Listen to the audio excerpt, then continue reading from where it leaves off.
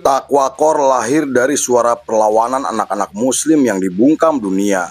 Dari kamar kecil, gigs bawah tanah hingga menjadi gerakan yang mengguncang identitas global.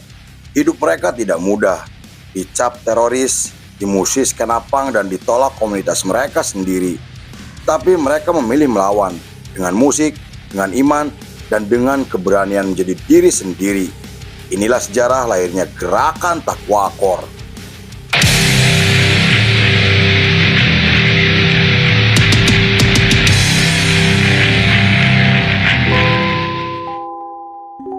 Sejarah gerakan anak muda muslim kali ini diawali oleh seorang pria bernama Michael Knight atau yang kini dikenal sebagai Michael Muhammad Knight.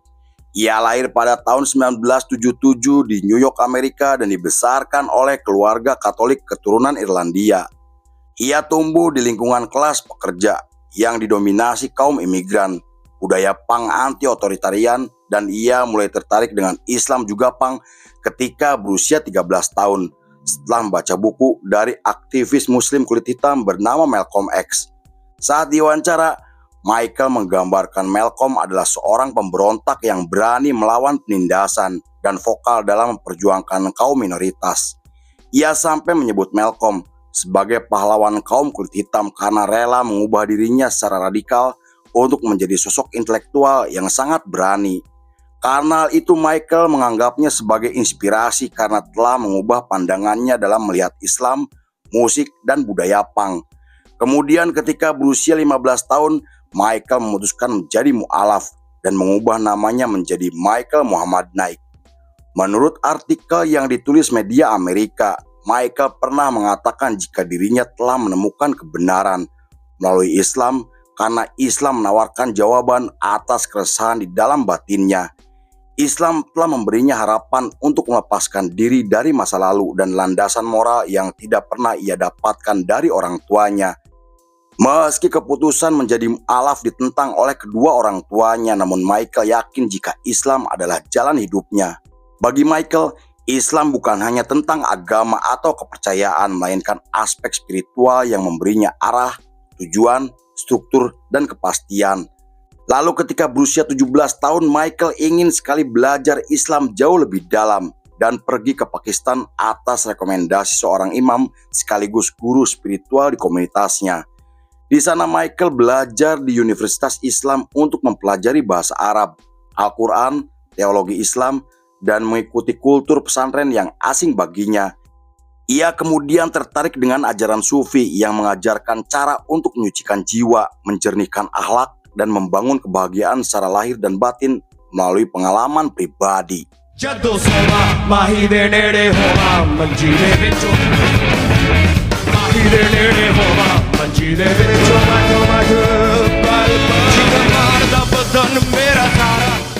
Awalnya Michael hanya mengikuti ajaran Islam dan Sufisme karena ingin menjadi muslim yang taat. Namun seiring berjalannya waktu, Michael mulai menghadapi konflik batin karena tradisi Islam menurutnya kaku dan mengekang.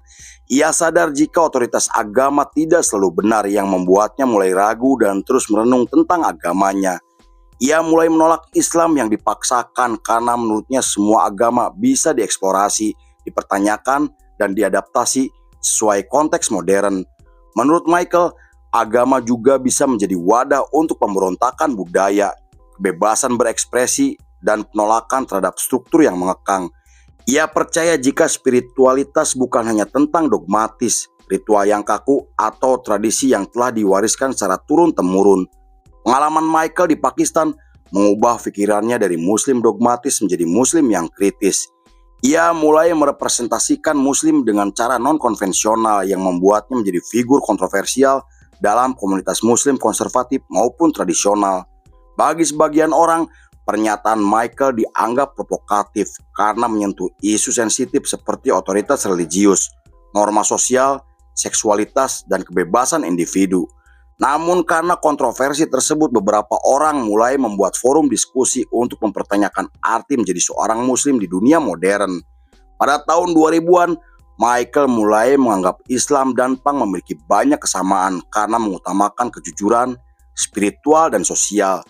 Menurutnya, punk lahir sebagai kritik terhadap sistem, kapitalisme, otoritas, dan kemunafikan sosial, sedangkan Islam menurut pandangannya adalah bentuk perlawanan terhadap penindasan, rasisme, dan ketidakadilan.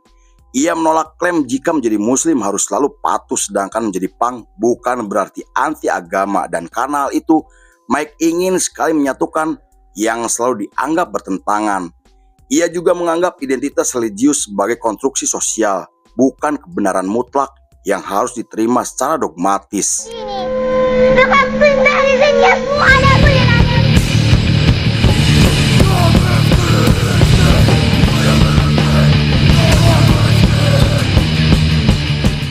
Pada tahun 2003, Michael merilis novel berjudul The Taqwa Course sebagai bentuk protes terhadap stereotip muslim di media Amerika, tekanan sosial di komunitas muslim, dan gagasan bahwa Islam harus seragam atau bersih.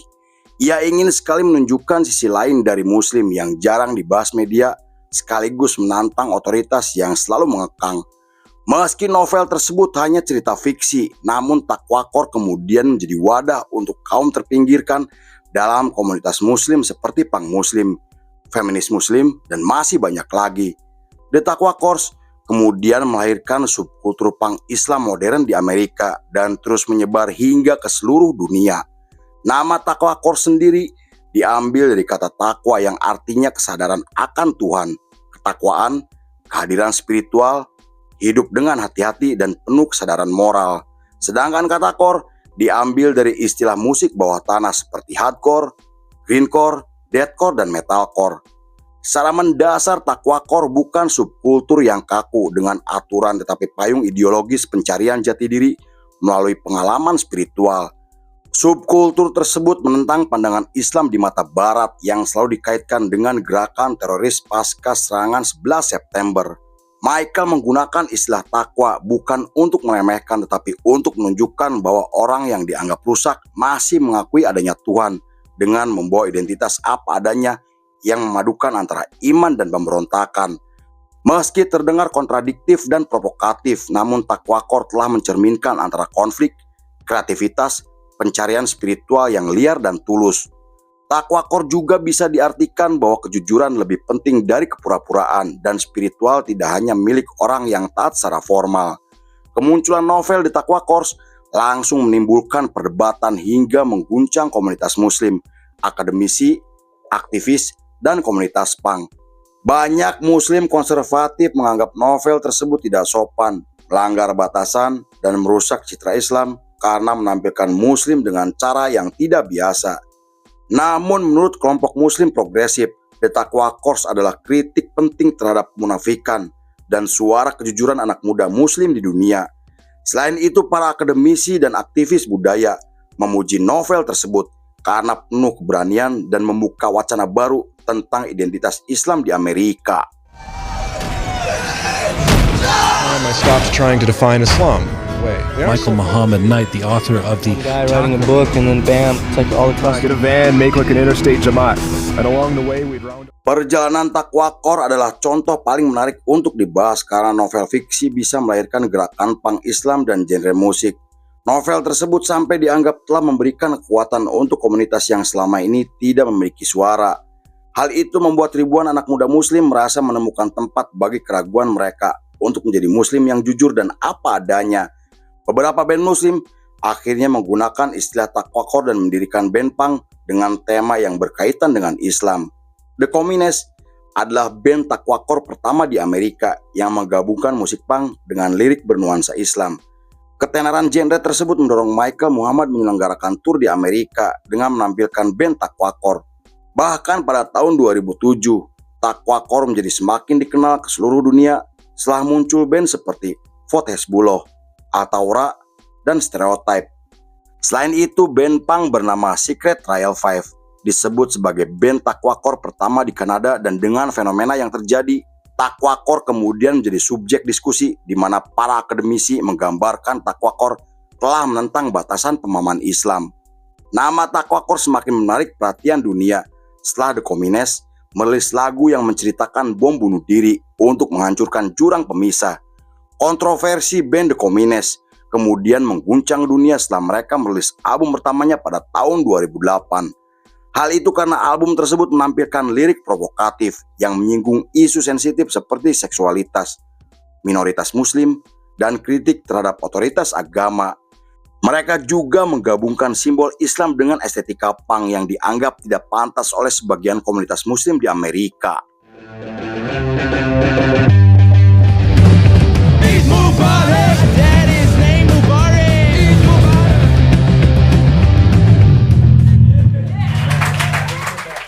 Pada tahun 2009, Omar Majid, seorang sutradara, merilis film dokumenter yang kemudian menggemparkan dunia. Film tersebut menceritakan beberapa band muslim yang merasa diasingkan dari norma masyarakat muslim hanya karena penampilan dan ideologi. Saat diwawancara, Omar mengatakan jika film tersebut adalah bentuk penegasan bahwa menjadi seorang muslim tidak harus monopolitik atau konservatif. Ia ingin memberi wadah untuk pemuda muslim yang merasa terjepit di antara tradisi, keimanan, dan identitas individual. Meski film tersebut memiliki muatan positif, tetapi komunitas muslim di beberapa negara menganggap film tersebut telah melecehkan agama dan menghina Islam.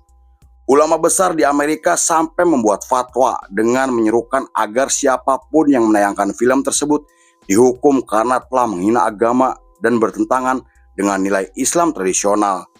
Pada tahun 2010, muncul film berjudul Taqwa yang diadaptasi dari novel Michael Muhammad, dan film tersebut menceritakan seorang mahasiswa muslim bernama Yusuf yang tinggal satu rumah dengan komunitas punk muslim. Di sana memperlihatkan beberapa anak muda yang mulai memperdebatkan antara iman, keraguan, dan pemberontakan dalam kehidupan sehari-hari. Film tersebut juga menunjukkan konflik antara tradisi agama dan gaya hidup punk yang mempertanyakan dogma, seksual, dan aturan sosial. Bagi para pengamat, film The Taqwa Course memiliki nilai sejarah sebagai bagian dari subkultur punk Islam yang semakin membesar. Taqwa Course telah memberi ruang untuk anak muda yang merasa dibungkam, dan film tersebut telah menginspirasi musisi muslim di beberapa negara seperti Pakistan, Timur Tengah, Eropa, bahkan Indonesia. Komunitas punk muslim di Asia Selatan juga mulai menggunakan istilah Taqwa Core untuk menyuarakan kritik sosial, penindasan, dan diskriminasi. Assalamualaikum Yusuf. Waalaikumsalam Umi. Muslim punk scene? It's not the word of God. Pada tahun 2013, beberapa band dari Taqwa Course mulai mengalami masalah karena telah menggunakan estetika politik dan nama provokatif. Anggota dari band The Communists sampai pernah ditahan karena penampilan dan lirik lagunya yang bernuansa Islam politik. Konon anggota dari band Vote Hezbollah juga pernah didatangi FBI karena dicurigai memiliki hubungan dengan kelompok ISIS. Hal itu karena mereka selalu menggunakan istilah Islam sebagai satir untuk mengubah persepsi Barat terhadap kaum muslimin. Sayangnya satir tersebut disalahartikan oleh penegak hukum yang membuat mereka harus mendapatkan masalah hukum.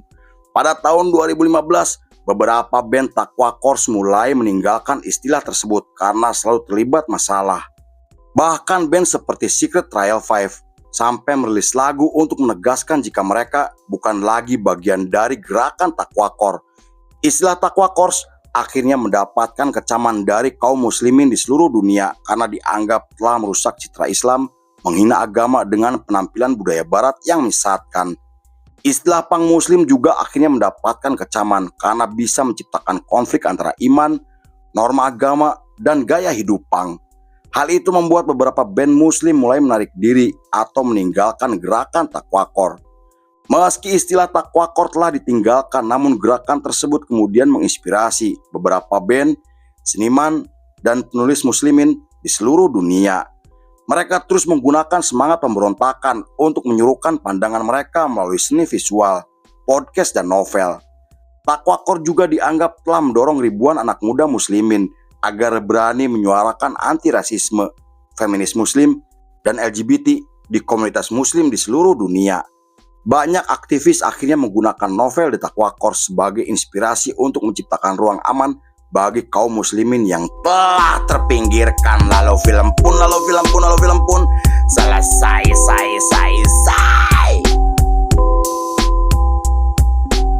Wakor adalah doa dalam bentuk teriakan dan iman yang tidak bisa dibungkam by tukang cuangki. Yuk!